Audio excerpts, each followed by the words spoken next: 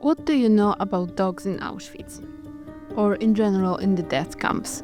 Probably not much, and it's no one to blame, and it's not surprising because this is still one of the bigger holes in the research when it comes to that topic.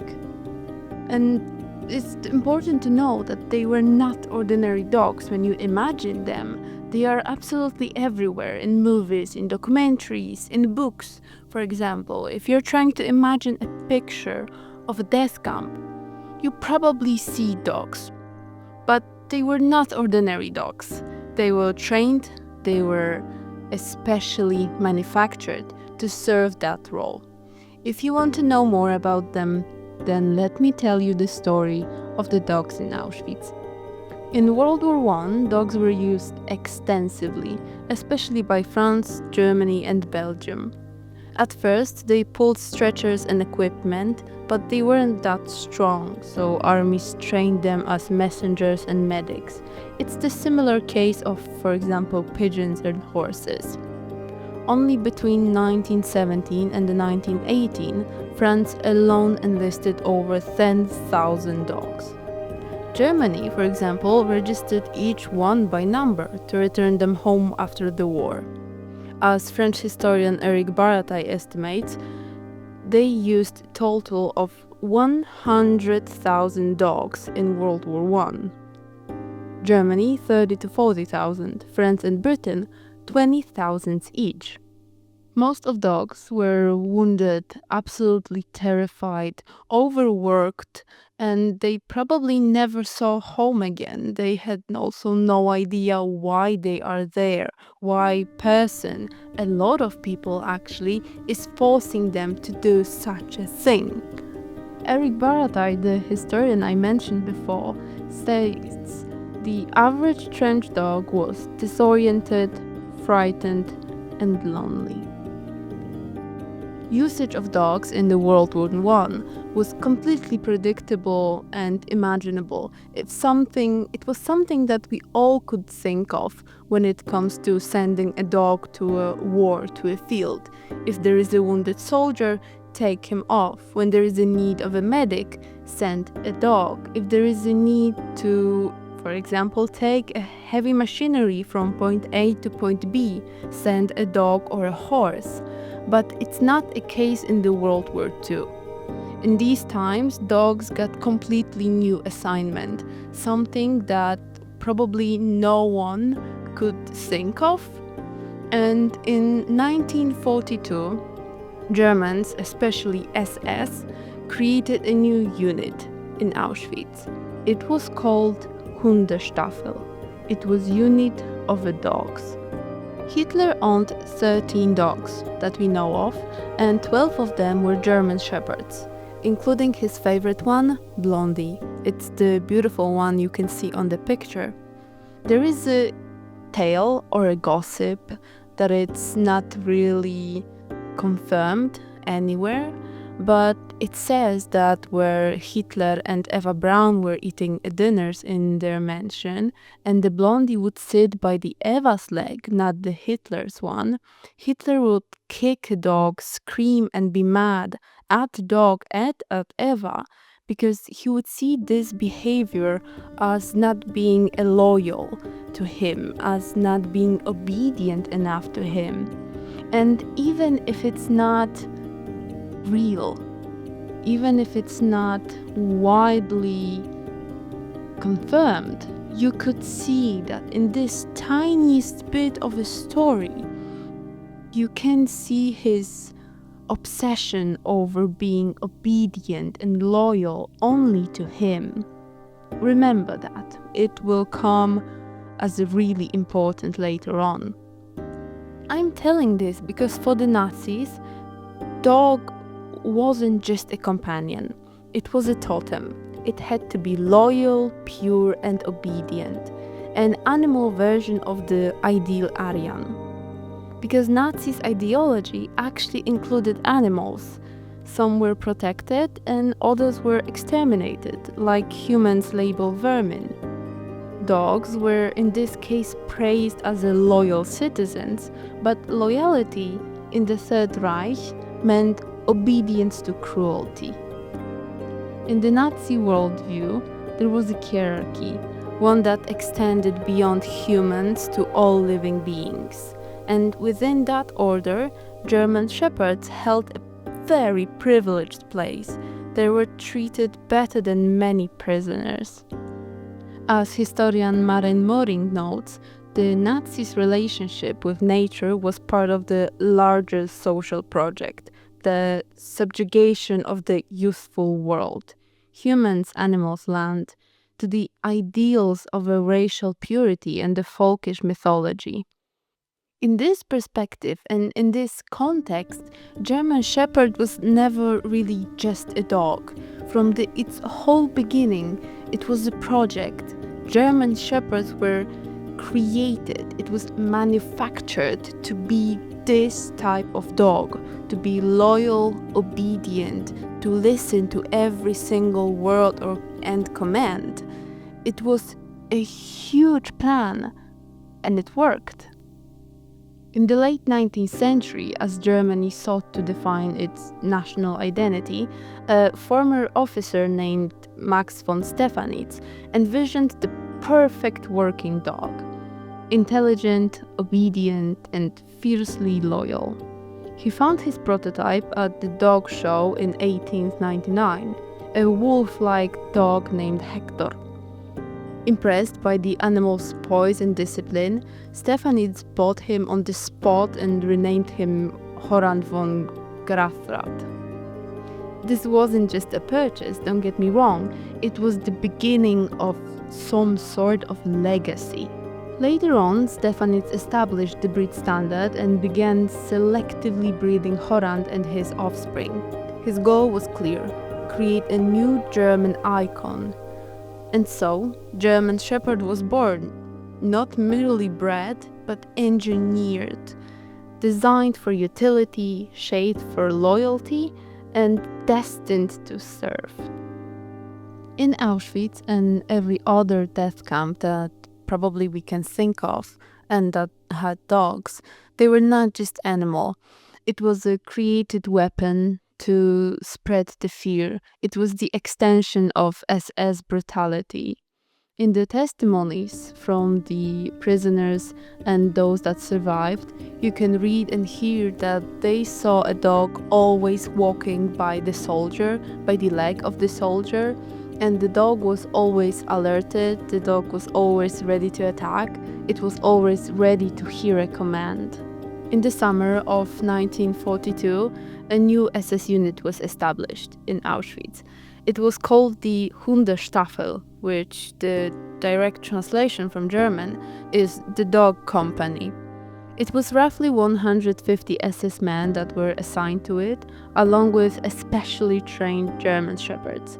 Their purpose was clear. It was to guard, to hunt, punish, and when the shift was over, to entertain the soldiers.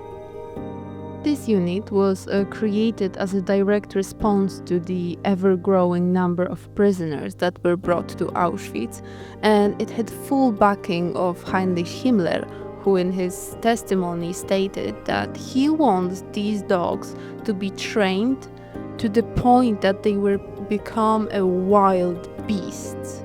And by these statements, they stopped being just a companion.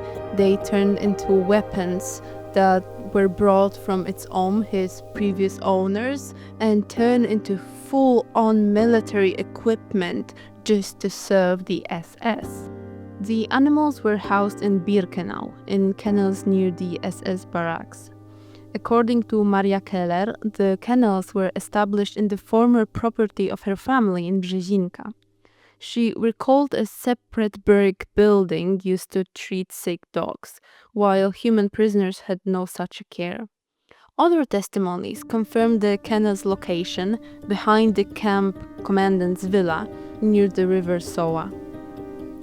Tadeusz Sadowski, prisoner number 14235, was assigned to the Hundestaffel. As we can read in his testimony, I had to groom the dogs, brush their fur, and walk 2 of them at the time around the yard. They were fed rice with milk and sugar, and every day I brought a bucket of calf lungs and scraps from the slaughterhouse. These dogs were kept in individual pens, 2 in the shelter. They were every day fed, brushed, taken care of. They were fed the food that prisoners could ever imagine, they could dream of. But yet, sometimes the hunger was actually a way of keeping the dogs aggressive. To the SS, these dogs were not just guards, they were partners in power. I only worked in dog section for 3 or 4 days, said Jakub Rottenbach, prisoner B7716. But thanks to contacts, I got access to food, even fruit. From the prisoner's perspective, working in Hunderstaffel and taking care of the dogs, feeding them, taking them for a walk, was actually a privilege. Better than the work details outside, better than most labor units. But still, these were the same animals they feared. SS men walked with dogs. They unleashed them on women. The dogs bit, especially the Slovak Jewish woman. It seemed they had been trained for it. These dogs were present absolutely everywhere. From the selection of ramp during the marches to work, during the deadly march in 1945, or during the chases for the escapees. It was impossible to not see the deadly pair, the guard and his dog. But not all prisoners blamed the dogs.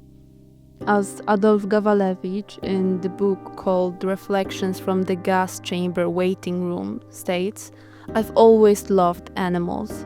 Even when I was being attacked, I didn't blame the dog. It wasn't the one making the choice. It responded to fear.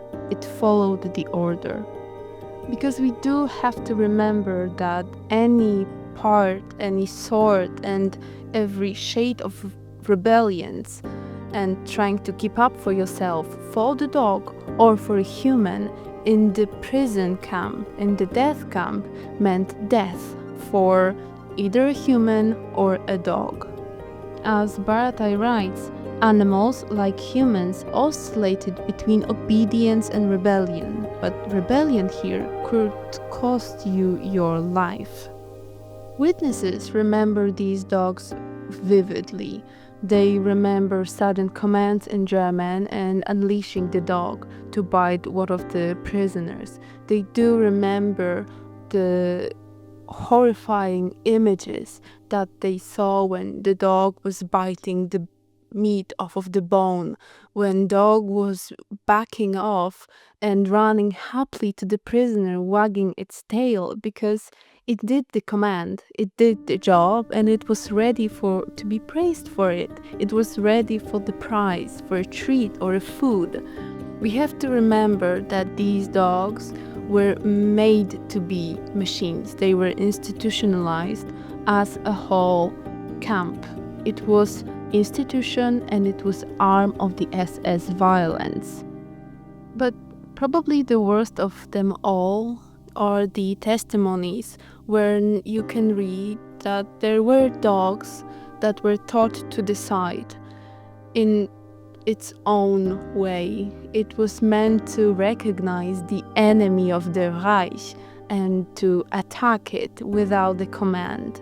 These were probably one of the worst scenarios that, if you can pick one to read about, it's the teaching and to forcing the dog to think and to decide as a sick human. In this engineered nightmare, even a creature meant for the companionship became a tool for dehumanization. The SS saw dogs as ideal soldiers, loyal, precise, emotionless, and unlike the guards, they didn't hesitate. They didn't question or look away. And yet, these were not monsters by nature. They were trained to be this way, molded by human hands. The same hands that patted their heads also signed death orders. The same hands that filled their bowls emptied human lives. The camp didn't just kill people, it twisted the very idea of what life could be, what loyalty, discipline, and instinct meant. Even the dogs were victims of that system, and executioners with it. So, coming back to the question from the title, can dog be a Nazi? No, it's an absurd question, but it paints the picture of what we were speaking about today. The dogs, the creature that should be a human companion, that its animal within the nature, was shaped by ideology, was used by it, and became a machine of death from the human hands. All the testimonies you heard today come from Auschwitz Museum Archive to give voice back to those who suffered in death camps in Auschwitz and any other one. I translated them into English and also left them in original language, which is Polish.